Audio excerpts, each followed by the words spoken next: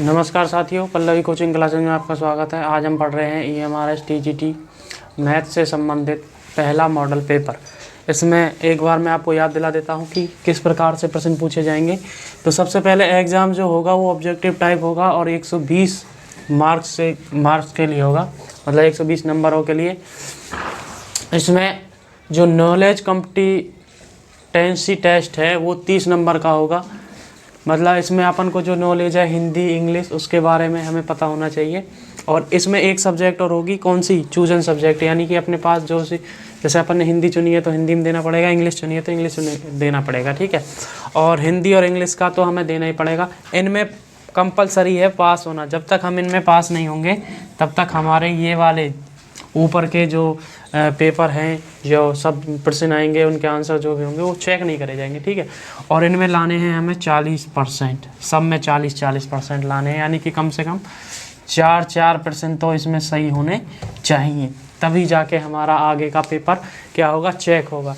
तो इसमें मैं एक बार और देख लेते हैं। आप वैसे तो आप सभी को पता ही है कि 150 नंबर का आएगा, 150 क्वेश्चन आएंगे। 1 नंबर का 1 क्वेश्चन होगा, नेगेटिव मार्किंग होगी।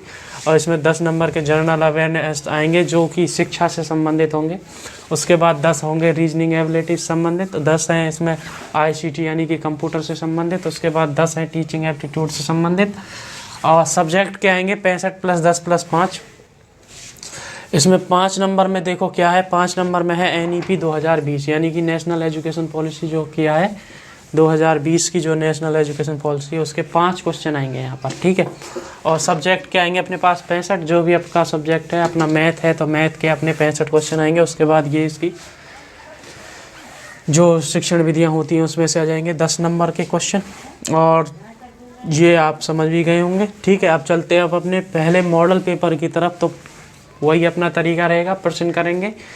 तो 65 क्वेश्चन आज हम यहाँ पर हल करेंगे और 10 अपन करेंगे यहाँ पर किसके, टीचिंग एप्टीट्यूड मतलब उसके शिक्षण विधियों के। और C नंबर पे करेंगे 5 पे NEP के, ठीक है। और हिंदी इंग्लिश रीजनिंग जैसे जैसे हम बढ़ते जाएंगे करते चले जाएंगे, ठीक है। तो चलते हैं पहले क्वेश्चन की तरफ। तो ये है अपने आज का पहला प्रश्न, जो कि मॉडल पेपर फर्स्ट का पहला प्रश्न ले लिया गया है। और ये प्रश्न जो पूछा गया था, ये पूछा गया था अपना कब पूछा गया था मैं आपको बता देता हूँ। 2007 के अंदर पूछा गया था, 2007 के अंदर ये पूछा गया था। तो देखिए इस सवाल को कैसे हल करेंगे। इसको हल करने के लिए सबसे पहले हम पढ़ भी चुके हैं कि जो अवयवों की संख्या होती है उसके लिए क्या फॉर्मूला बताया था। अवयवों की संख्या के लिए, अवयवों की संख्या के लिए कि इसको हम लिखते हैं 2 की पावर n। 2 की पावर n यानी कि इसमें जितने भी अवयव हैं उसके ऊपर क्या लगा देंगे, पावर लगा देंगे। तो सबसे पहले अपने पास क्या है यहाँ पर 2 की पावर, देखो PA, इसके अंदर का निकाल लेते हैं। PA का मतलब यानी कि इसके अंदर कितने अवयव हैं, 2 अवयव हैं। तो 2 की पावर 2 कितना हो जाएगा, 4, ठीक है। अब दोबारा से एक बार और लग गया तो दोबारा से निकालेंगे अवयवों की संख्या। तो अवयवों की संख्या क्या हो जाएगी अपने पास, ये बहुत ही आसान प्रश्न है और आते हैं परीक्षाओं में। तो ये हो जाएगा 16। तो इसका ऑप्शन कौन सा हो जाएगा, B option is right answer. तो क्या करना था अपन को, पहले 2 की पावर n निकाला, फिर 2 की पावर 2 करके अपन ने क्या निकाल लिया।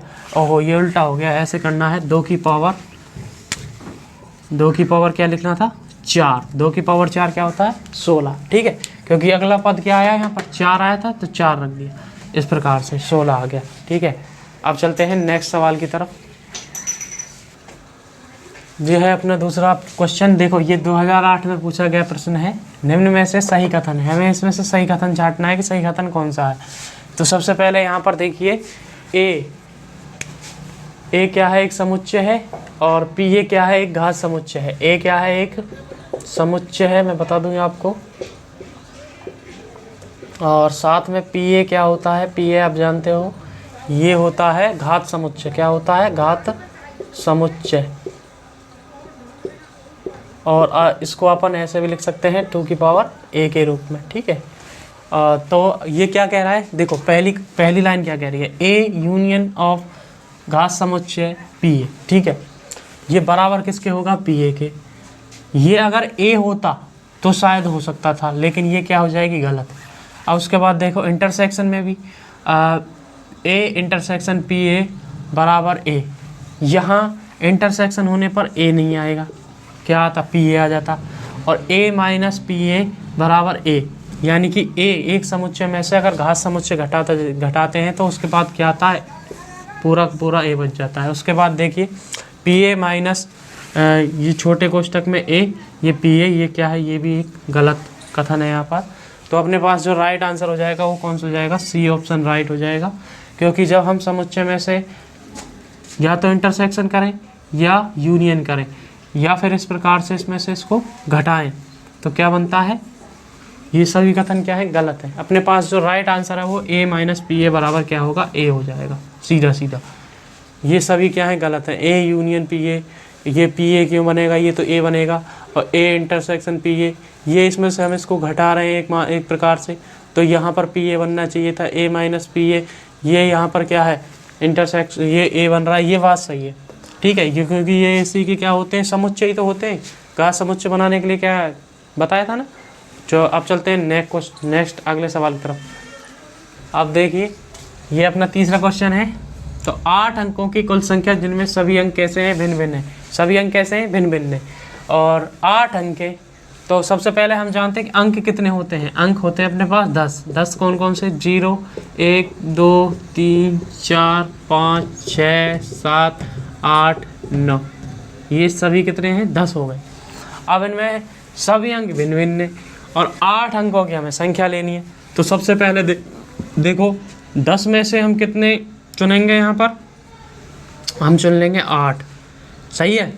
ये तो हो गए 10 में से 8, लेकिन कुछ अंक ऐसे भी होंगे, कुछ संख्याएं ऐसी भी होंगी जिनके आगे क्या हो जाएगी, 0 आ जाएगा। क्या आ जाएगा, 0। तो वो कितने अंकों की रह जाएगी, वो तो 7 अंकों की रह जाएगी। तो यहाँ हमने 10 में से 8 चुन लिए थे, लेकिन कुछ संख्याएं कैसी हैं, अब 9 में से चुनने हैं। जो अंक यहाँ आ गए वो 0 वाले में आ जाएंगे। तो देखो P उसके बाद 7, इस प्रकार से। तो 10P 8 माइनस 9P 7, इस प्रकार से अपने क्या बनेगी, संख्या बन जाएगी। अब देखिए, अब हमें इसको हल करना है। तो इसको कैसे हल करेंगे, इसको हल करने के लिए देखो सबसे पहले हम लिखेंगे यहाँ पर इस प्रकार से। देखो 10 फैक्टोरियल बटे में 10 माइनस 8 कर देंगे। उसके बाद माइनस 9 फैक्टोरियल बटे में 9 में से क्या घट जाएगा, 7 घट जाएगा, ऐसे करके। तो अपने पास क्या निकल के आएगा, 10 फैक्टोरियल बटे 2 फैक्टोरियल माइनस 9 फैक्टोरियल बटे 2 फैक्टोरियल, सही है। अब इसमें इसको खोलेंगे तो क्या आएगा, देखो इसको खोलेंगे तो अपने पास आएगा 9 फैक्टोरियल बटे 2 फैक्टोरियल। और 2 फैक्टोरियल को क्या लिख सकते हैं, 2 गुणा 1 यानी कि 2, और माइनस हो जाएगा 9 फैक्टोरियल बटे में 2। इनमें से क्या कॉमन आ रहा है, क्या कॉमन आ रहा है, यहाँ 10 निकल के आएगा। देखो 10 था ना, तो 10 आएगा यहाँ पर, 10 9 फैक्टोरियल। और उसके बाद क्या आएगा अपने पास, इन दोनों में ये कॉमन है तो अपन ले लेंगे यहाँ पर 10 माइनस 1, ये कॉमन आ गया क्या, 9 फैक्टोरियल बटे में 2। तो अपने पास क्या निकल के आएगा, 9 इंटू 9 फैक्टोरियल बटे में 2। ये अपना क्या हो जाएगा, यहाँ पर आंसर हो जाएगा 9 इंटू 9 फैक्टोरियल बटे में 2। तो कौन सा ऑप्शन है, बी ऑप्शन अपना क्या हो जाएगा, राइट आंसर। अब चलते हैं अपने अगले सवाल की तरफ। ये अपना चौथा सवाल है। देखिए 12 समतलीय बिंदुओं में जिनमें 7 समरेख हैं को मिलाकर बनाए जा सकने वाले त्रिभुजों की संख्या है। तो देखिए अपने पास यहाँ पर ये वाला जो सवाल है, ये बहुत सारी परीक्षाओं में कई बार पूछा जा चुका है। तो मैं आपको जैसे यहाँ लिख देता हूँ कि कौन कौन सी पूछा गया है। ये एक बार MP में पूछा गया है, MP की परीक्षा में, MP टेट वाले में, CET के अंदर पूछा गया है, उसके बाद DCE के अंदर पूछा गया है, और NDA में भी ये सवाल पूछा गया है। तो ये बहुत ही इम्पोर्टेंट सवाल है, इसको हमें सीखना है। यहाँ पर देखो अब 12 समतलीय बिंदु जिनमें 7 कैसे हैं, समरेख हैं।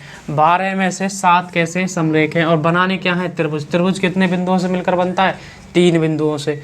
तो 12 में से हम 3 ले लेंगे। सबसे पहले 12, उसके बाद 12C3, ठीक है। 12 में से कितने बिंदुओं को चयन कर लिए, 3 का। उसके बाद अब क्या कह रहा है कि 7 कैसी हैं, समरेख हैं। 7 समरेख है तो उन 7 समरेखों को घटा दो, 7C3, है ना। तो 12C3, क्योंकि 12 समतलीय बिंदु हैं जिनमें से 7 कैसी हैं, समरेख हैं, वो हमने क्या कर दिए, घटा दिए। अब घटाने पर जो आंसर आएगा वही अपना उत्तर हो जाएगा। तो देखिए इसका सॉल्यूशन, 12 में से कितनी चुन ली, 3। 7 कैसी थी, समरेख। समरेख में से कितनी चुन ली, 3, ठीक है। तो इनको मिलाकर कितने त्रिभुजों की संख्या बनेगी, वो अपना आंसर आएगा जब हम इनको हल करेंगे। तो देखो 12, अब सी को कैसे हल करते हैं, सबसे पहले फैक्टोरियल 3, और उसके बाद 12 में से 3 गए तो जितने भी बचेंगे इस प्रकार से, -7 फैक्टोरियल बटे में 7 3 फैक्टोरियल इंटू में 7 - 3 फैक्टोरियल। अब देखो इनको हल करते हैं अपने, क्या आएगा यहाँ पर, देखो 12 फैक्टोरियल, तो 12 फैक्टोरियल लिख दिया सीधा सीधा, उसके बाद 3, और उसके बाद यहाँ कितना आएगा, 9 फैक्टोरियल। तो यानी कि इसे हमें 9 तक खोलना है, तो 9 तक खोल लो इसको। 9 तक खोलेंगे तो 12 × 10, 12 × 11 × 10 गुणा में 9 फैक्टोरियल, इस प्रकार से। और माइनस इसको खोलेंगे तो देखो यहाँ पर आएगा 4 फैक्टोरियल, यानी कि 7 × 6 × 5 × 4 फैक्टोरियल, और बटे में 3 फैक्टोरियल इंटू 4 फैक्टोरियल। ये सब गुणा में ही है आपस में, यहाँ भी गुणा लगा सकते हैं। तो 9 से 9 क्या हो जाएगा, कैंसिल हो जाएगा। 3 को खोलेंगे तो क्या आएगा, देखो यहाँ पर आगे यहाँ कर देते हैं कि 12 × 11 × 10 गुणा में 9 तो कट ही गया। उसके बाद देखो 3 को खोलेंगे तो 3 × 2 × 1, इस प्रकार से आएगा। माइनस उसके बाद 7 गुणा में 6 गुणा में 5 गुणा में, उसके बाद 4 से 4 कट गया यहाँ पर, तो अपने पास बचेगा 3 × 2 × 1। तो 3 दूनी 6 होता है, तो ये सब कट गया 6। यहाँ क्या आएगा, 3 6 दूनी 12, ये कट जाएगा। तो अपने पास देखो क्या आ रहा है यहाँ पर, 11 दूनी 22, यानी कि 210 220 यहाँ से आ गया। और माइनस में 7 5 35 यहाँ से, इसको घटाएंगे तो क्या आएगा अपने पास, 220 में से अगर 35 घटाते हैं तो देखो 10 में से 5 गए तो 5, यहाँ बचेगा 1, और 11 में से 8 गए तो 3, नहीं 11 में से 3 गए तो 8, और ये हो जाएगा 185। लगभग कितना उत्तर आ रहा है, 185। ऑप्शन नंबर बी क्या हो जाएगा अपना राइट आंसर। ठीक है, समझ में आ गया सवाल कैसे करना है। वैसे भी आपने पूरी तैयारी कर रखी होगी, आपको समझ में आ गया होगा किस प्रकार से इसको हल किया है। अब चलते हैं नेक्स्ट सवाल की तरफ। अब देखिए अपने पास अगला सवाल है, यदि ए बी 3 कोटि के, कितने कोटि के, 3 कोटि के ऐसे वर्ग मैट्रिक्स हैं जिनमें मॉड ऑफ ए बराबर -1 और मॉड ऑफ बी बराबर 3 है, तो मॉड ऑफ 3ab बराबर किसके होगा, ये हमें पूछा गया है। और ये 2 बार पूछा गया सवाल है एमपी की परीक्षाओं में, 95 और 99 के अंदर। ठीक है, तो देखिए ए और बी 3 कोटि के मैट्रिक्स हैं, तो यहाँ पर हमें निकालना है 3ab का मॉड। तो 3 कोटि के हैं, जितनी कोटि का हो उसे, जैसे ये संख्या है उसको बाहर निकालने के उतनी घात लगा देंगे, तो 3 की पावर 3 हो जाएगा। और ये ए और बी, अब इसको खोलने के लिए देखो 3 तिया 27 होता है। अब ए इसको अलग अलग सकते हैं इस प्रकार से, क्योंकि ये इसके लगभग बराबर ही होता है।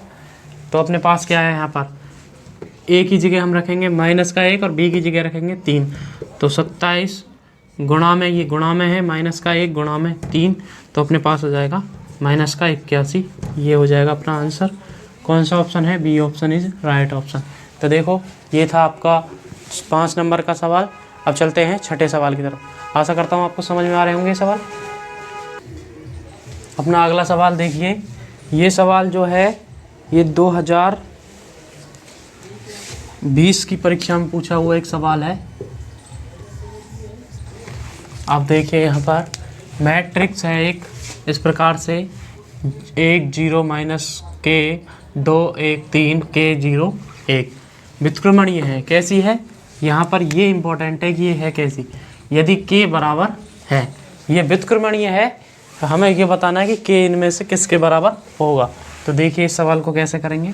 इसको करने के लिए सबसे पहले इसको लिखते हैं कि ये अपने पास एक मैट्रिक्स है, 1 0 माइनस k, 2 1 और 3 k 0 1। सबसे पहले हम ये पता करते हैं कि व्युत्क्रमणीय के लिए क्या शर्त होती है। जो व्युत्क्रमणीय होती है मैट्रिक्स, उसके लिए होता है mod of A is not equal to, matrix का मान जो क्या होगा वो 0 के बराबर नहीं होता है। तो अपने पास जो निकल के आएगा, अब इसको हल करते हैं अपन। ये व्युत्क्रमणीय के लिए शर्त है कि जो मैट्रिक्स है वो किसके बराबर नहीं होनी चाहिए, 0 के बराबर नहीं होनी चाहिए। तो देखो इसको हल करते हैं। अपने पास 1 है, इन दोनों का गुणा करेंगे तो 1 आएगा यहाँ पर, और ये इसके साथ करेंगे तो 0 हो जाएगा। उसके बाद 0 है, 0 का ये दाब लेंगे, इसके साथ इसका गुणा करेंगे तो अपने पास क्या आएगा, देखो 2 एकम 2, यहाँ पर आएगा प्लस 2 एकम 2, बीच में देखो 0 के लिए तो वो सब 0 ही हो जाएंगे। तो इसको करना भी क्या, सही है ना भाई, इसमें 0 दे रखा है तो इसको करेंगे ही नहीं, तो ये सारी संख्या ही 0 हो जाएगी। उसके बाद है माइनस का k। अब माइनस का k करो, देखो इसको, इस संख्या को दाब लेंगे, इस वाले को, इन दोनों को करेंगे तो 0 हो गया, और ये क्या हो जाएगा k इंटू में क्या आएगा k, और बीच में आ जाएगा प्लस। सही है। दोबारा से देखो, यहाँ थोड़ा सा आपको गड़बड़ लगी होगी। अब देखो सबसे पहले 1 का करेंगे तो 1 गुणा में 1, और इसके साथ इसका करेंगे तो माइनस का 0 आएगा, तो ये आ गया 1। उसके साथ प्लस माइनस आता है, माइनस का 0 के साथ कोई भी संख्या आएगी तो वो 0 हो जाएगी। हमें तो जल्दी जल्दी सवालों को हल करना है। फिर बीच उसके बाद आता है प्लस, प्लस में है माइनस का k, इसका माइनस का k है ना। अब माइनस का k है तो किसके साथ करेंगे, सबसे पहले देखो 2 का करेंगे, 2 का करने पे ये 0 हो जाएगा, फिर बाद में आता है माइनस, और ये हो जाएगा माइनस का k, इस प्रकार से। तो अपने पास क्या निकल के आया, और ये बराबर में क्या नहीं होती, 0 नहीं होती। ठीक है, तो 1 और इसका गुणा किया तो ये 0, और इसका किया तो प्लस का k square is equal to not equal to 0। तो अपने पास जो संख्या बनी 1 plus k square not equal to 0, तो ये निकल के आएगा k square is not equal to 1, इस प्रकार से। या हम कह सकते हैं कि ये कोई भी वास्तविक संख्या के लिए सत्य है, या फिर इसको ऐसे कैसे ही रहने दो कि 1 plus k square is not equal to 0, तो कह सकते हैं कोई भी वास्तविक संख्या क्या हो जाएगा यहाँ पर, कोई भी वास्तविक संख्या, क्योंकि 0 तो है ही नहीं, 0 नहीं है, इसलिए हम क्या कह सकते हैं, कोई भी वास्तविक संख्या के लिए क्या हो जाएगा, कोई भी वास्तविक संख्या इसका उत्तर आ सकती है। ठीक है, सत्य है। तो कौन सा ऑप्शन हो जाएगा, ऑप्शन नंबर डी। ऐसे भी प्रश्न पूछे जाते हैं, देख लीजिए, जिनमें कोई भी उत्तर नहीं निकल के आया, सीधा सीधा हमें लॉजिक से पता लगाना है कि 1 plus k square not equal to 0 का मतलब क्या है, कोई भी वास्तविक संख्या इसके लिए रखी जा सकती है। ठीक है, अब चलते हैं अपने अगले सवाल की तरफ। अपना अगला सवाल है, यदि x वास्तविक संख्या हो, संख्या नहीं लिखा यहाँ पर, ठीक है, वास्तविक हो तो x square minus X plus 1 बटे x square plus x plus 1 के अधिकतम मान तथा न्यूनतम मान है, ये हमसे पूछा गया है। और ये पूछा गया है 2016 की सेकंड ग्रेड की परीक्षा में। ठीक है, तो वो भी टीजीटी के समान ही है, सेकंड ग्रेड की परीक्षा। अब देखिए इस सवाल को हल कैसे करेंगे। इस सवाल को हल करने के लिए सबसे पहले अपन करेंगे यहाँ पर x square minus X plus 1 बटे में x square plus x plus 1 बराबर हो जाएगा यहाँ पर y। ठीक है, ये y के बराबर मान लेंगे, और y के बराबर मानते ही इसका एक अलग समीकरण बनाएंगे, इसका गुणा इसके साथ करेंगे तो अपने पास देखो क्या निकल के आएगा, X square minus X plus 1 बराबर X square Y plus X Y plus Y. इनका गुणा इसके साथ कर दिया है। अब इन सब को इधर लेके आएंगे, चाहे इनको इधर ले जाओ तो अपने पास देखो क्या बचेगा, X square Y minus X square, इसके बाद देखो प्लस एक्स वाई, और यहाँ बचेगा प्लस का एक्स, और ये वाई है। ठीक है, और ये इधर जाएगा तो माइनस का 1 बन जाएगा, और बराबर में आ जाएगा 0। मैंने ये उठा के क्या कर दिया है, इधर ले गया हूँ तो ये माइनस में हो गए हैं। देखो ये माइनस का हो गया है, ये प्लस का हो जाएगा, और ये माइनस का हो गया। ठीक है, बाकी ये जो चीज़ थी इसको ऐसे कैसे उतार दिया।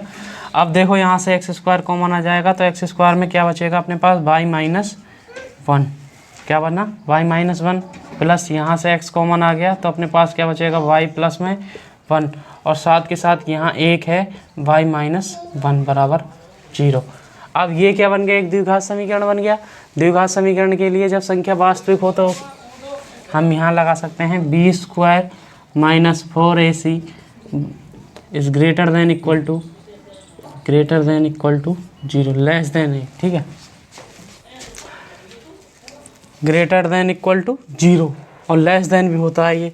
तो अपन इसको पहले इसको हल करते हैं कि ये क्या निकल के आएगा। तो देखो यहाँ पर इसको हल करेंगे तो अपने पास क्या आएगा, बी स्क्वायर यानी कि वाई प्लस 1 का होल स्क्वायर, वाई प्लस 1 का होल स्क्वायर। उसके बाद में देखिए माइनस है और 4ac देखो 4 का गुणा ए यानी कि वाई माइनस 1 और यहाँ पर क्या है वाई माइनस 1।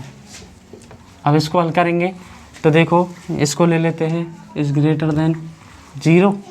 अब इनको खोलेंगे तो अपने पास आएगा Y square plus 1 plus 2y minus यहाँ पर देखो 4 और ये वाई माइनस 1 का होल स्क्वायर है, तो Y square plus 1 minus 2y। ठीक है, इस प्रकार से अब इस 4 का अंदर गुणा करेंगे तो अपने पास क्या आएगा, देखो Y square plus 1 plus 2y। अब अंदर गुणा करेंगे माइनस का हो जाएगा 4y स्क्वायर, ये प्लस का है तो माइनस का हो जाएगा 4 और ये माइनस का है तो ये प्लस का हो जाएगा 8y is greater than equal to 0। अब यहाँ से कॉमन ले लेंगे, यहाँ से देखो क्या कॉमन आ रहा है, पहले इसको हल कर लेते हैं कि बचेगा क्या क्या।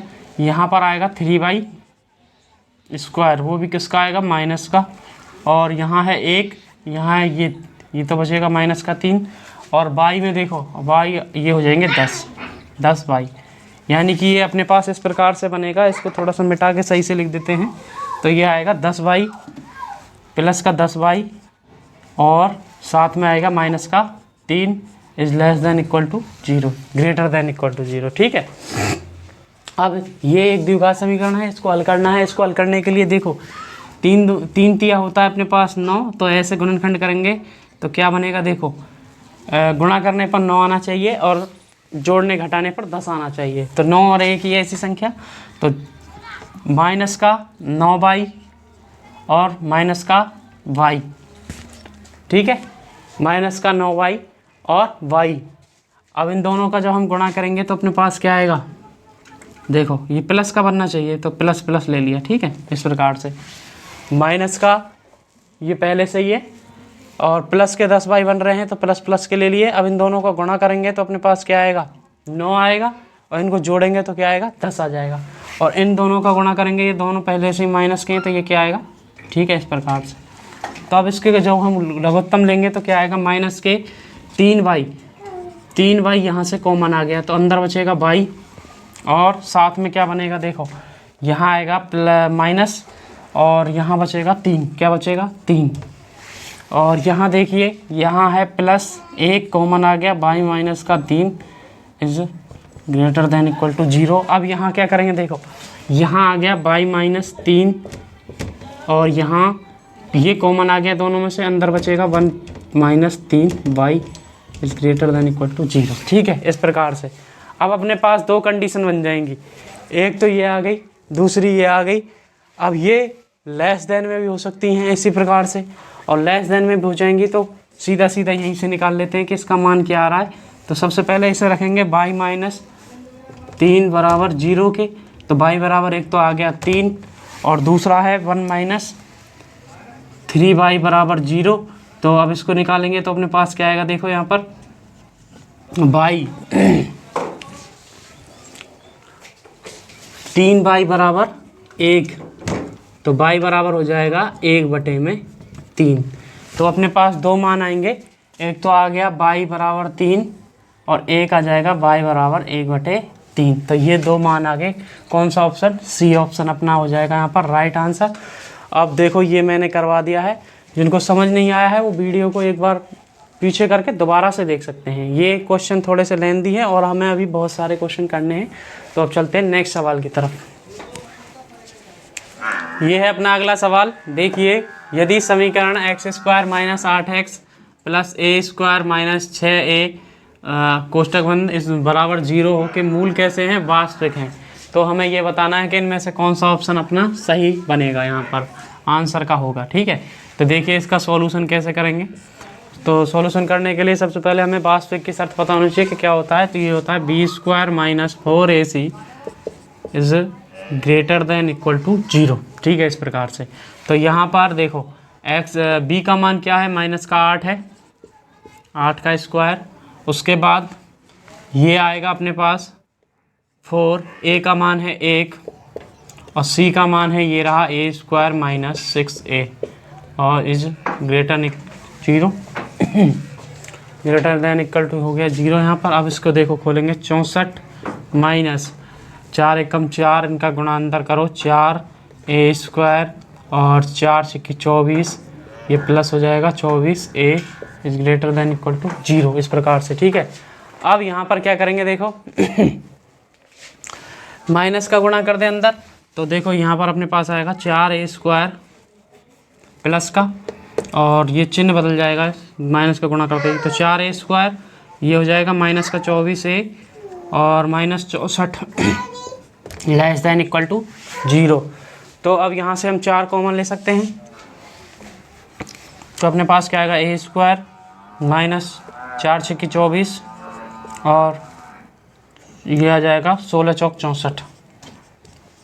अब इसका हमें गुणनखंड करना है कि गुणा करने पर तो मतलब जोड़ने पर 6 आए और गुणा करने पर 16 आ जाए, तो ऐसी दो संख्याएं लेनी है। तो देखो वो अपने पास कौन कौन सी आएंगी, तो यहाँ आपको साफ दिख रही है कि संख्याएं कौन कौन सी बनेंगी, 2 और 8, क्योंकि हमें जब पता है कि इनको अगर हम घटा देते हैं 8 में से 2 तो 6 आ जाता है और गुणा कर देते हैं तो 16 आ जाता है। तो अब वो तो उत्तर में लिख ही रहा है ना। तो ए स्क्वायर, अब बस हमें इनका चिन्ह देखना है कि कैसा चिन्ह बनेगा यहाँ पर। तो चिन्ह तो चेंज हो गया ये वाला, तो ए स्क्वायर माइनस 6a, तो अपने पास सबसे पहले 8a, क्योंकि माइनस की संख्या ज़्यादा है, प्लस में 2a और plus 16 is less than equal to 0 हो चुका है।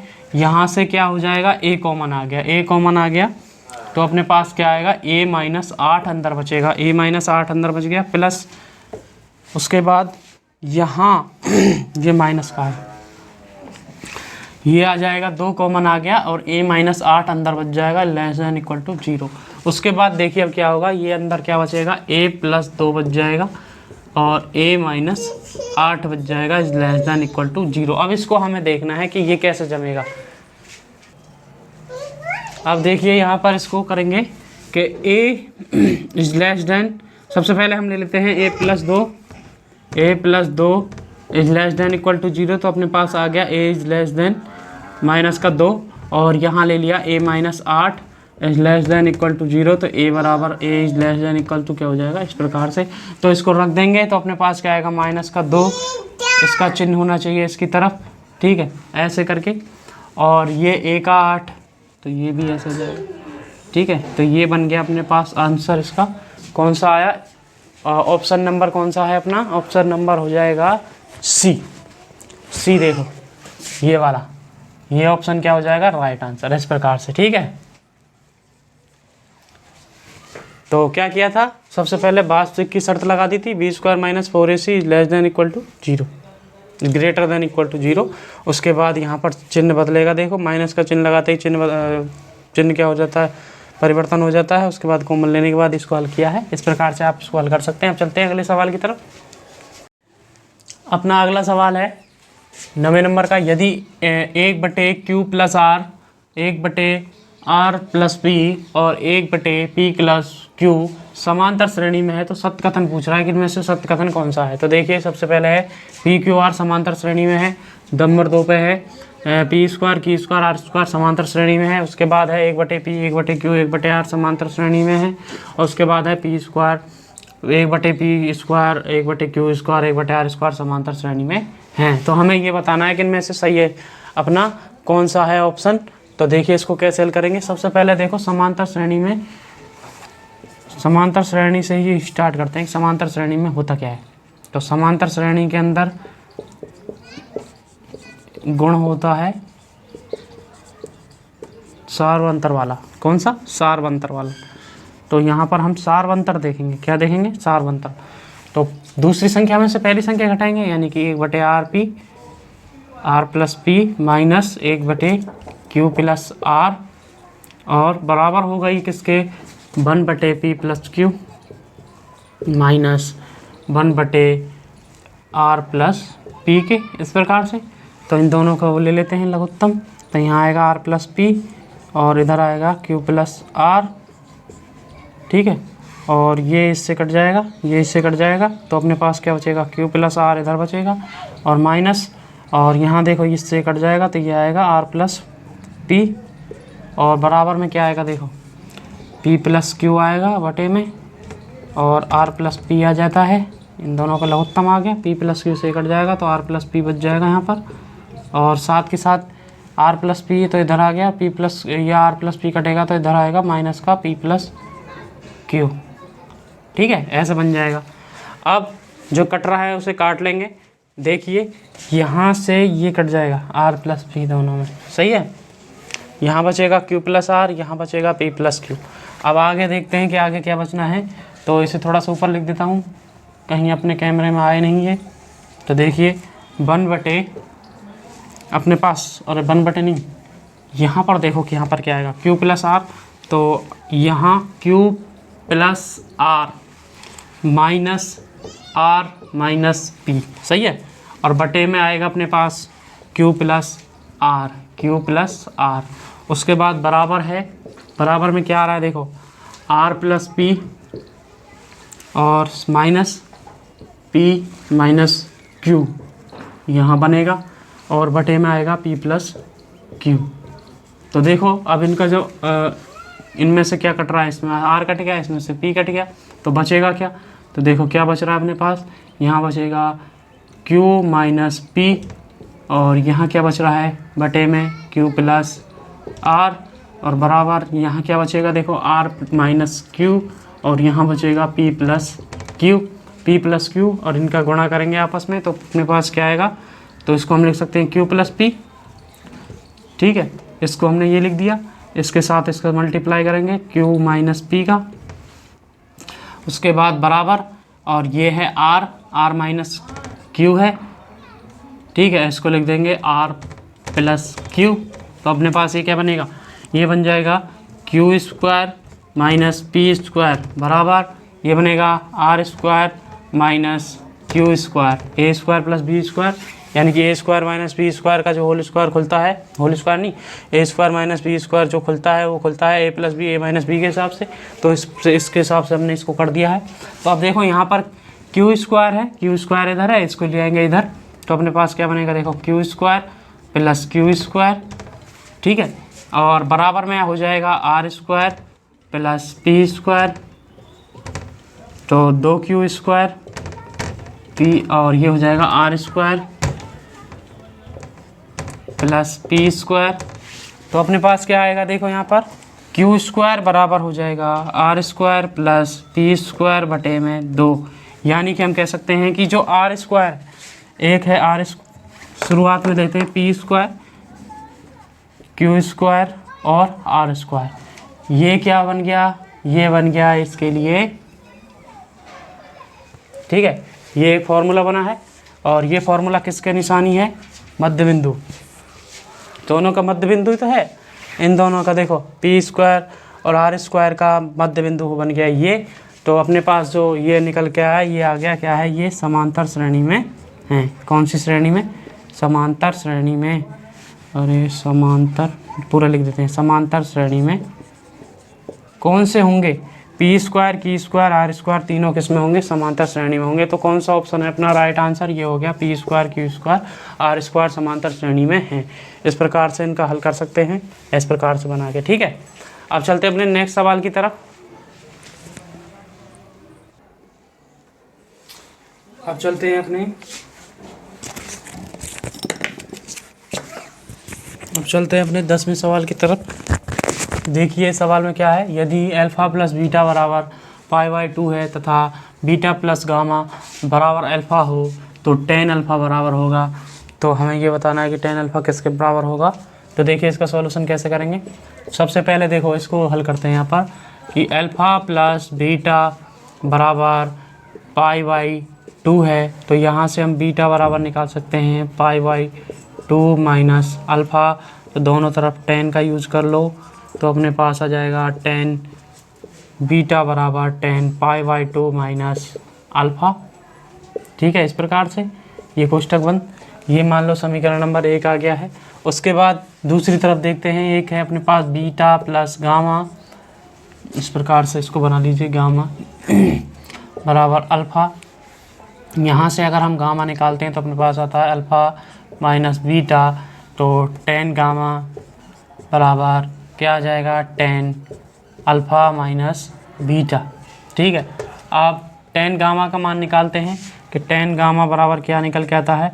तो 10 गामा बराबर आएगा अपने पास, देखिए यहाँ से ये है अल्फ़ा माइनस बीटा, तो इसको खोलेंगे तो अपने पास आएगा 10 अल्फ़ा माइनस 10 बीटा बटे 1 प्लस 10 अल्फ़ा इंटू 10 बीटा। क्योंकि इसको खोलते हैं, जब इसको खोलेंगे तो अपने पास क्या निकल के आएगा, ये निकल के आएगा कि 10 अल्फ़ा माइनस बीटा है, तो 10 अल्फ़ा माइनस 10 बीटा। अगर प्लस होता तो यहाँ प्लस लगा देते, नीचे माइनस आ जाता, ऐसे तो खुलता ही है। ठीक है, उसके बाद देखिए 10 गामा आ गया ये।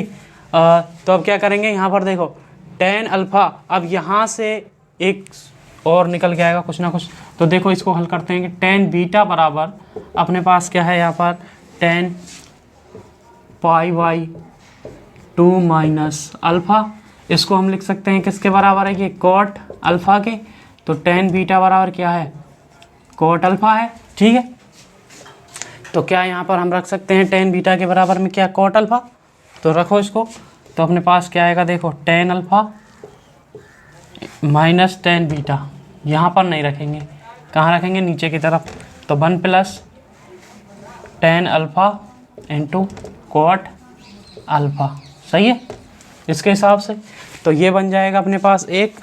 तो ये क्या निकल के आएगा, 10 बीटा यानी कि 10 अल्फ़ा माइनस 10 बीटा, क्योंकि उत्तर में हमारे पास 10 बीटा भी है, अल्फ़ा भी है, गामा भी है, ऐसे करके। ठीक है, तो यहाँ आएगा 1, ये हो जाएगा 1 प्लस 1 यानी कि 2 आ जाएगा बटे में, है ना। तो 10 अल्फ़ा माइनस 10 बीटा, तो गामा 10 गामा बराबर क्या निकल के आ रहा है, देखो 10 गामा बराबर आ गया 10 अल्फ़ा माइनस 10 बीटा बटे में 2 का गुणा करो यहाँ पर, तो अपने पास क्या आएगा 2 10 क्या आएगा गामा, उसके बाद 10 अल्फ़ा और माइनस 10 बीटा।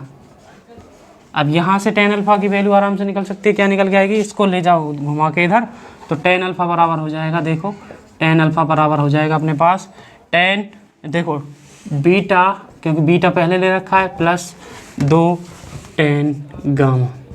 ये के पास क्या आ गया, इसका आंसर आ गया 2 10 बीटा प्लस 2 10 गामा। कौन से ऑप्शन में है, 2 10 बीटा 10 बीटा 10 बीटा 2 10 बीटा आ रहा है ये तो, है ना। तो यहाँ थोड़ी सी गड़बड़ हो गई है, देखते हैं कहाँ पर है। इसमें ऑप्शन में गड़बड़ हो सकती है, अपना आंसर तो सही आया है। तो ऑप्शन देख लेते हैं कि ऑप्शन में कौन सा है। देखो पहला है 2 10 बी उस प्लस 10 गामा, ये सही है। 10 बीटा प्लस 10 गामा, ये सही है। उसके बाद 10 बीटा, अच्छा यहाँ पर 2 रह गया है, यहाँ पर 2 रह गया है, तो अपने पास इसको सही कर सकते हैं 2 10 गामा। तो अपने जो राइट आंसर आएगा वो कौन सा है, 10 बीटा प्लस 2 10 गामा। उसके बाद ये आंसर हो जाएगा सी ऑप्शन। आशा करता हूँ आपको समझ में आ गया होगा। अब चलते हैं नेक्स्ट सवाल की तरफ। ये अपना अगला सवाल है नंबर 11। तो देखिए 10 1 के ऊपर थीटा, मतलब थीटा नहीं डिग्री, तो ये 10 1 डिग्री का कोण है, 10 2 डिग्री का, 10 3 डिग्री का, 10 4 डिग्री का, और इसी प्रकार से चलता जा रहा लगातार 10 89 डिग्री का। और बराबर है, ये किसके बराबर है ये हमें पता लगाना है। तो देखिए ऐसे सवालों को कैसे करेंगे। सबसे पहले 10 1 डिग्री, अब इसके पास में लाएंगे इसको 10 89 डिग्री को। ठीक है, एक सेट ये बन गया। उसके बाद 10 2 डिग्री, उसके बाद इसके पास में जो है 10 88 डिग्री को लाएंगे। अब ऐसा हम क्यों कर रहे हैं, क्योंकि इनका जो मान है टोटल कितना बैठ रहा है डिग्रियों का, 90 डिग्री। कितने बन रहा है, 90 डिग्री, इस प्रकार से, ठीक है। और एंड में ये क्या बचेगा, केवल tan 45 अकेला बच जाएगा यहाँ पर अपने पास, सही है। उसके बाद देखिए इसको हमने क्या किया है, अब इसको कर देंगे tan 1 डिग्री, इसको लिखेंगे तो cot 1 डिग्री के ये बराबर होता, tan 89 जो होता है वो किसके बराबर होता है, tan 1 डिग्री के बराबर होता है।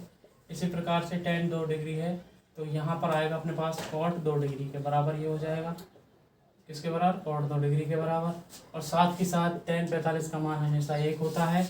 इन दोनों का जब हम आपस में गुणा करते हैं तो ये क्या आएगा, क्योंकि इनके कोण समान है तो tan और cot का जब गुणा करेंगे तो ये का 1 आएगा, ये भी 1 आएगा, और एंड सो ऑन चलते चलते ये सारे क्या हो जाएंगे, 1 हो जाएंगे। तो अपने पास जो मान निकल के आएगा वो क्या आएगा, 1 आंसर आ जाएगा पूरे उत्तर। तो इन सब का आपस में गुणा करने पर कितना आएगा, 1 उत्तर आ जाएगा। अब चलते हैं अपने अगले सवाल की तरफ। देखिए इस सवाल को हल करेंगे यहाँ पर, इसका सॉल्यूशन देखो किस प्रकार से होगा। ये एक सर्वसमीका दी हुई है, cos A plus cos B plus cos C। त्रिभुज ABC में ये बराबर है, ये हमें बताना है कि किसके बराबर है।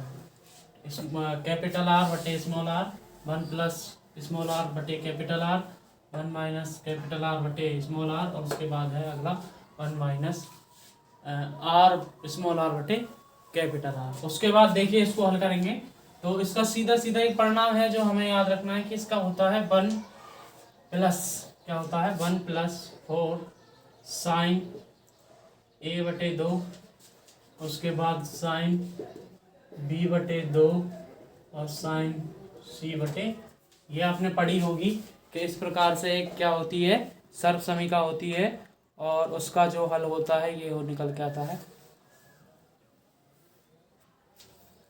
अब यहाँ पर इस वाले मान, इसका जो मान होता है वो होता है अपने पास, देखिए क्या होता है कि 4 साइन A बटे 2 साइन B बटे 2 और साइन C बटे 2, साइन C बटे 2, ठीक है। 4 साइन A बटे 2, 4 साइन B बटे 2, 4 साइन C बटे 2, इसका जो मान होता है वो होता है स्मॉल r बटे कैपिटल, ठीक है। अगर आपने पूरी मैथ पढ़ रखी है तो ही आपके समझ में आएंगे, क्योंकि हमारा जो चल रहा है वो क्या है, मॉडल पेपर है। हम सीधा सीधा क्या करवा रहे हैं कि जो हमें याद है उसको हम करवाते जा रहे हैं, साथ के साथ जिससे आपकी क्या बनी रहे, याददाश्त बनी रहे प्रश्नों के माध्यम से, ठीक है। हम आपको पूरा करवाएंगे तो फिर हमारे क्वेश्चन कैसे होंगे, है ना, बहुत समय लग जाएगा एक एक सवाल को करने में।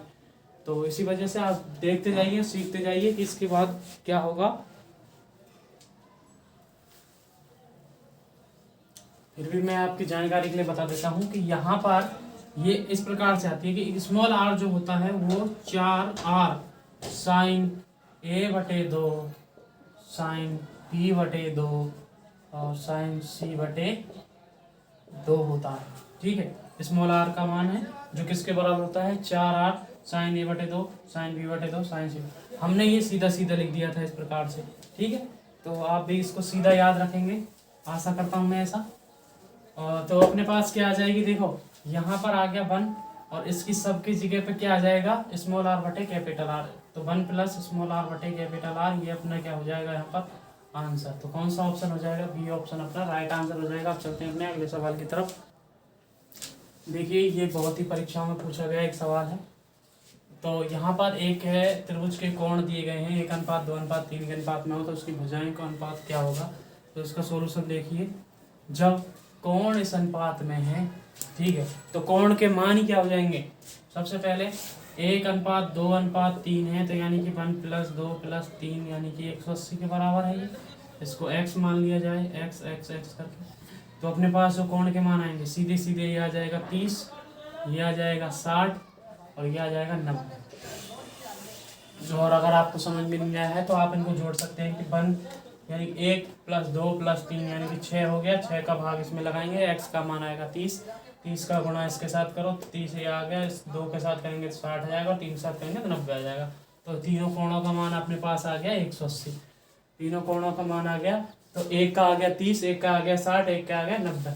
अब हमें भुजाएं निकालनी है, तो भुजाएं होती है sine A sine B sine C, ये भुजाएं हैं और इनके हमें क्या निकालने हैं, अनुपात निकालने हैं। तो साइन ए का मान रख दो, साइन 30 अनुपात साइन 60 अनुपात साइन 90। इस प्रकार से साइन 30 का मान होता है अंडर रूट नहीं 1/√2 अनुपात यहाँ आ जाएगा अपने पास साइन 60 का मान √3/2 और ये हो जाएगा 1। इस प्रकार से, ठीक है।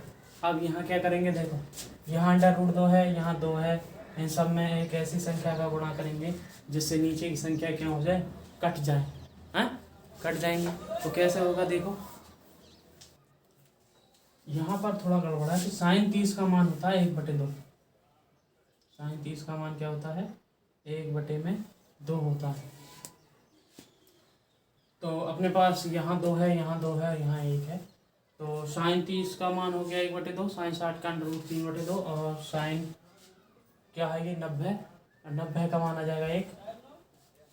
तो यहाँ से अपने पास क्या निकल के आएगा, देखो इस 2 का गुणा कर देते हैं इन सब में, कितने का, 2 का। जब 2 का गुणा करेंगे तो 1/2 गुणा 2 अनुपात √3/2 गुणा 2 और 1 गुणा में 2। तो 2 से 2 कट गया, 2 से 2 कट गया। तो अपने पास सीधा सीधा क्या उत्तर आएगा, 1 अनुपात √3/2। ये अपने पास आंसर आ जाएगा। तो कौन सा ऑप्शन है अपना राइट आंसर, तो ऑप्शन नंबर 1 अनुपात √3 और ये आ गया पहला वाला, ऑप्शन नंबर 1 ही आ जाएगा। अब चलते अपने अगले ये अपना अगला सवाल है। देखिए एक व्यक्ति जो नदी के किनारे पर खड़ा है, नदी के दूसरे किनारे पर स्थित एक वृक्ष का उन्नयन कोण 60 डिग्री पाता है। जब वह 40 मीटर पीछे हटता है तो उन्नयन कोण 30 डिग्री हो जाता है। नदी की चौड़ाई हमें बतानी है कितनी होगी। तो देखिए इसका पहले एक चित्र बना के नहीं थे, चित्र बनाएंगे तो हमारे सवाल समझ में आएगा। तो सबसे पहले देखो यहाँ पर इस प्रकार से एक वृक्ष है, ये एक वृक्ष हो गया। एक व्यक्ति जो एक नदी के किनारे पर खड़ा है, ये मान लो क्या है, नदी है, क्या है, नदी। ये नदी के किनारे पर एक तरफ वृक्ष है, एक तरफ ये बंदा खड़ा हुआ है, जिससे ये कितने डिग्री का कोण बना रहा है, 60 डिग्री का कोण इस पर बन रहा है।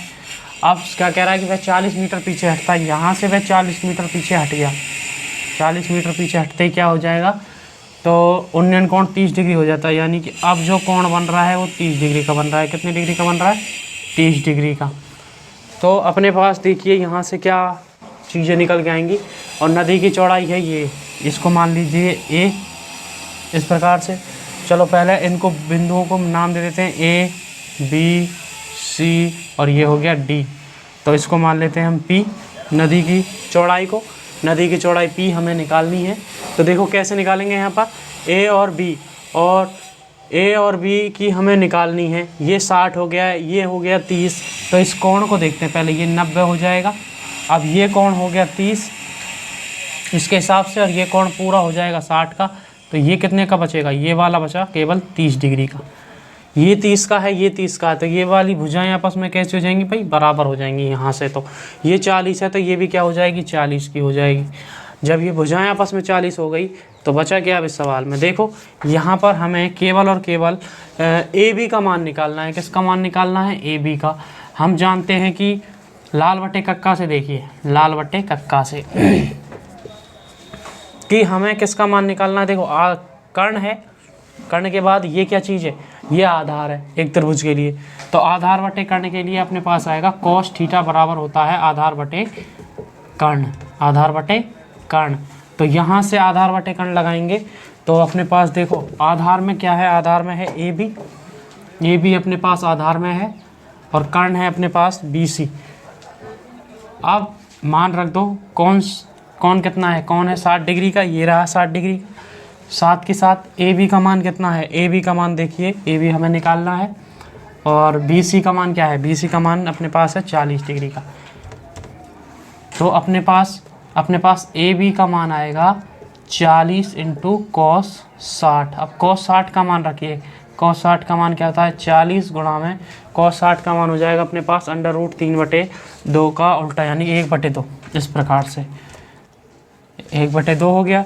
अब 2 से कट जाएगा ये 20 बार, तो अपने पास सीधा सीधा जाएगा 20 मीटर। कितना आ गई, नदी की चौड़ाई कितनी आ गई, ए बी का मान कितना आ गया, 20 मीटर। तो ऑप्शन में है ए ऑप्शन में देख लो, ये रहा 20 मीटर। तो ये अपने पास हो जाएगा इसका आंसर। अब चलते हैं अपने अगले सवाल की तरफ।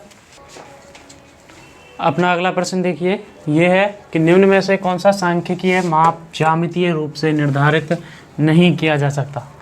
तो इनमें से देखिए आपको साफ साफ दिख रहा होगा, ये बहुत ही इंपॉर्टेंट क्वेश्चन है और इसका आंसर भी आपको लग रहा होगा कि देखिए माध्यिका, बहुलक, हरात्मक माध्य और माध्य, ये सारी चीज़ें हम जानते हैं। देखो माध्यिका हम हल करते हैं, बहुलक हल करते हैं, माध्य भी हल करते हैं, किसमें? सांख्यिकीय माप ज्यामितीय रूप से।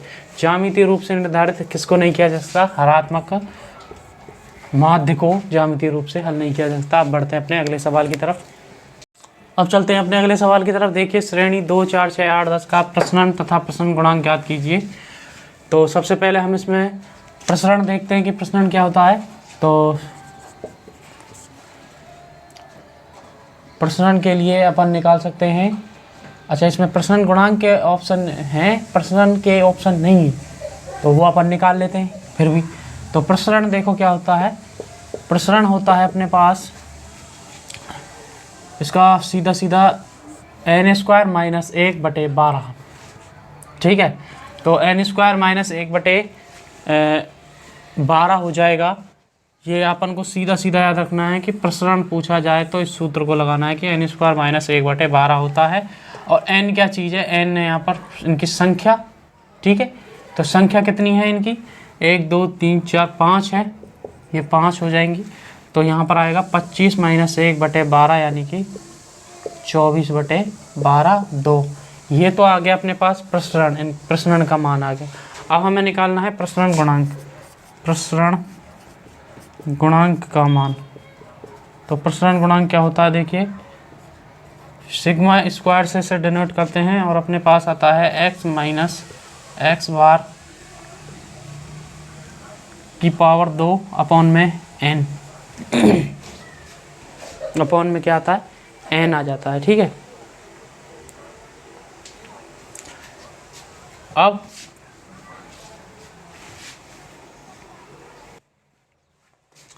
ये x बार क्या चीज़ है? x बार है अपने पास माध्य। और इस माध्य को कैसे निकालते हैं? माध्य होता है राशियों का योग बटे, राशियों का योग बटे संख्या, यानी कि कुल संख्या राशियों की।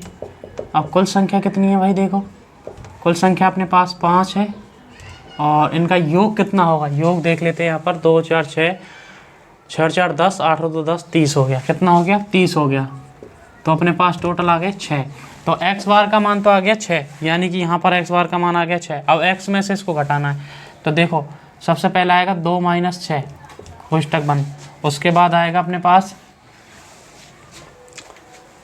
4 माइनस 6, उसके बाद 6 माइनस 6, उसके बाद 6 माइनस 8 और उसके बाद 6 माइनस 10। और इन सब का क्या है? होल स्क्वायर, बीच में प्लस है सबके, और बटे में अपने पास n है। n कितना है? 5 है, क्योंकि सूत्र के हिसाब से देखो ना, समझ में आ रही बात। और ये होता है समेशन के अंदर, यानी समेशन का मतलब होता है इन सब संख्याओं का जोड़। यानी कि सबसे पहले हमें निकालना है x माइनस एक्स बार, और x बार क्या चीज़ है? माध्य। x क्या चीज़ है? ये संख्याएं, ठीक है। तो ये हमने निकाल लिया है। तो यहाँ पर आ गया अपने पास माइनस का 4 यानी कि 16, प्लस ये हो जाएगा 2 2 2 4, और उसके बाद ये हो गया 0, प्लस ये हो जाएगा 2, ये प्लस का 2 है, ये 8 में से 6 घटेंगे, 8 माइनस 6, और ये होंगे 10 माइनस 6, क्योंकि x बार बाद में है। तो अपने पास ये आ गया 4 और ये हो जाएंगे 16। तो 16 4 20, 16 4 20, इस प्रकार से। तो 20 और 20 हो जाएगी 40, 40 बटे यानी कि आ गया 8, इस प्रकार से, ठीक है। तो ये किसका मान है? सिग्मा स्क्वायर, यानी कि प्रसरण गुणांक का मान है ये अपने पास 8। तो एक सिग्मा का मान आ जाएगा बराबर में 8 अंडर रूट के अंदर, ठीक है। तो ये इसका मान आएगा अंडर रूट 8। अब प्रसरण गुणांक निकालने के लिए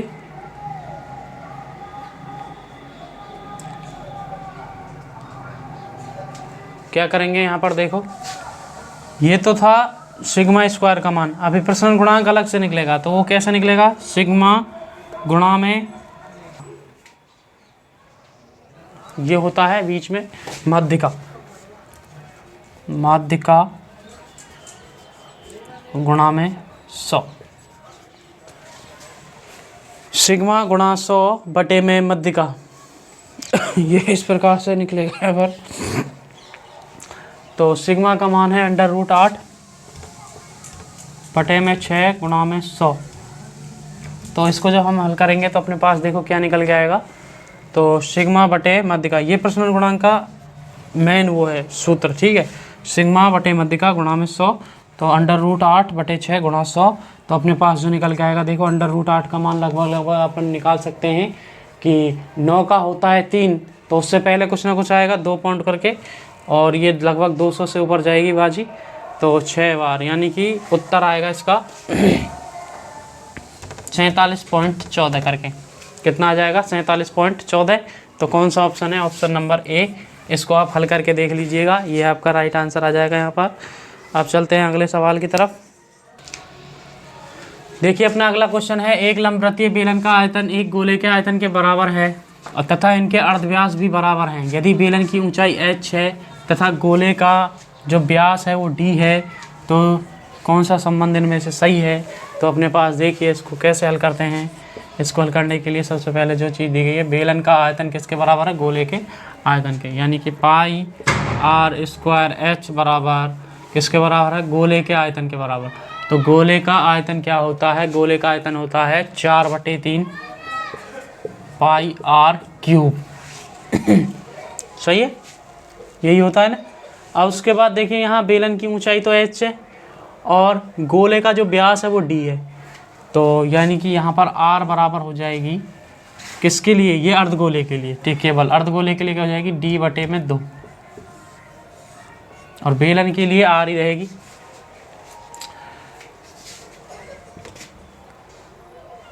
आयतन बराबर है, इनके अर्धव्यास भी बराबर हैं, अर्धव्यास भी बराबर है, मतलब व्यास भी बराबर है, तो r इसके लिए भी d/2 हो जाएगी। और बेलन की ऊंचाई h है तथा गोले के व्यास जो है d है, तो निम्नलिखित। अच्छा चलो करते हैं हम इसको। तो r की जगह हम रख देंगे यहाँ पर पाई, r की जगह क्या आएगा d/2 इंटू d/2 इंटू में है h बराबर 4/3 पाई, r की जगह जाएगा d/2 गुणा d/2 गुणा d/2, ठीक है। अब d/2 दोनों तरफ है, d/2 दो तरफ है, पाई है, पाई से पाई कट जाएगा, h बराबर देखो सीधा सीधा क्या निकल के आ रहा है, यहाँ 2 से 2 बार ये कट जाएगा, तो 3 का गुणा इधर किया और 2d। क्या अपना कहीं ऐसा कुछ बन के आ रहा है, 3h बराबर 2d, 3h बराबर 2d, ये रहा ऑप्शन नंबर डी, 3h बराबर 2d, ये अपना आंसर हो जाएगा, ठीक है। अब चलते हैं अगले सवाल की तरफ। अब देखिए अपना अगला सवाल, किसी घनाभ की माप 25 सेंटीमीटर गुणा 20 सेंटीमीटर गुणा 4 सेंटीमीटर है, तो एक घन का आयतन इस घनाभ के आयतन से आधा है। घन का संपूर्ण पृष्ठीय क्षेत्रफल ज्ञात कीजिए, कितना होगा।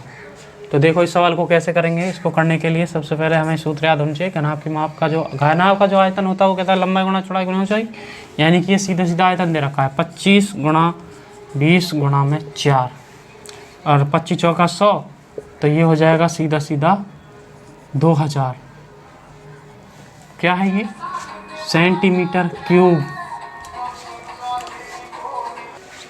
अब देखिए इसका आधा कर दो साहब, कितना हो जाएगा 1000 सेंटीमीटर क्यूब। ये एक घन का क्या है, आयतन है, यानी कि भुजा की घात 3 बराबर अपने पास 1000 आ गया है। ये घन का क्या है, आयतन है। तो एक भुजा का मान कितना निकल के आएगा, यहाँ से भुजा का मान आ जाएगा 10। तो अब हमें निकालना है घन का संपूर्ण पृष्ठीय क्षेत्रफल, घन का संपूर्ण पृष्ठ का क्षेत्रफल। तो इसका जो सूत्र होता है 6 गुणा भुजा की घात 2 होता है, तो अपने पास क्या आएगा 6 गुणा भुजा की घात 2, यानी कि 10 का स्क्वायर, तो अपने पास आ जाएगा 6 गुणा 100 यानी कि 600 सेंटीमीटर स्क्वायर। कौन सा ऑप्शन है अपने पास, बी ऑप्शन राइट आंसर हो जाएगा। अब चलते हैं आज के अंतिम सवाल की तरफ। अब देखिए यहाँ पर अगला सवाल, आज का अंतिम सवाल। एक वृत्त की त्रिज्या 50% की वृद्धि की जाए। त्रिज्या में कितने परसेंट की? 50% की। तो क्षेत्रफल में कितनी वृद्धि होगी? तो देखिए इसको कैसे करेंगे। अब देखो 50% की वृद्धि हो रही है, तो इसको हम लिख सकते हैं, देखो इस प्रकार से। एक सूत्र होता है अपने पास, a + b + a × b बटे में 100। तो a का मान है यहाँ पर 50 की वृद्धि है, 50 की वृद्धि है, और 50 गुणा में 50। ऐसा क्यों किया भाई? क्योंकि हम वृद्धि कर रहे हैं ना, और सीधा ये सूत्र लगाइए, आप उत्तर पे ही पहुँच जाओगे। तो देखो 50 और 50 हो गया 100, और 2 0 से 2 0 कट गई, तो कितना आ रहा? 25। तो सीधा सीधा कितना आ गया? 125% क्या हो जाएगा? आंसर आ जाएगा। हमें सीधा उत्तर तक पहुंचना है, ये मतलब नहीं है कि कैसे होगा कैसे नहीं होगा, ठीक है। तो ये थे हमारे आज के प्रश्न। अभी इसमें अपने 20 क्वेश्चन हुए हैं, कम से कम नहीं, अभी तो 65 सवाल करवाने थे, लेकिन हमारे पास पूरा दिन निकल गया इनको लिखने में और करवाने में भी। और थोड़ा सा ये चुनाव चल रहे हैं, जिनमें कभी प्रचार करने के लिए कुछ आ जाता है, तो डिस्टरबेंस हो ही रहा है। तो जितना हो पाया है वो हमने आज करवा दिया है। कल फिर लाएंगे एक और क्लास इसी से आगे 21वां सवाल, और पहुंचाएंगे इसको 65 तक, ठीक है। तो आप पढ़ते रहिए, मुस्कुराते रहिए और खुश रहिए, और अपनी तैयारी को ज़ोरदार कर लीजिए कि परीक्षा मेरे हिसाब से होने वाली है। दिसंबर में परीक्षा है 16 तारीख की। अभी वैसे ऑफिशियल नोटिस तो आया नहीं है, लेकिन वैसे आ रही हैं अफवाहें, तो हो सकता है हो भी जाए और ना भी हो, इसका कोई पता भी नहीं है। तो अपने क्वेश्चन हैं अपन करते जाएंगे। आप हिंदी के भी आपको मिलेंगे, इंग्लिश के भी मिलेंगे, 10 क्वेश्चन ही कराएंगे, ज़्यादा नहीं कराएंगे, और वो भी इंपॉर्टेंट छाँट के, ठीक है। आपको ज़्यादा बोर नहीं किया जाएगा, ऐसे क्वेश्चन कराए जाएंगे जो परीक्षा में आने लायक हैं। केवल फालतू की तो आप देख रहे होंगे, बहुत सारी वीडियो चल रही हैं, तो हमने भी यहाँ पर छाँट के आपको क्वेश्चन कराए हैं। हिंदी के भी कराएंगे, इंग्लिश के भी कराएंगे, वो वीडियो भी आपको भी मिल जाएंगी, ठीक है। धन्यवाद।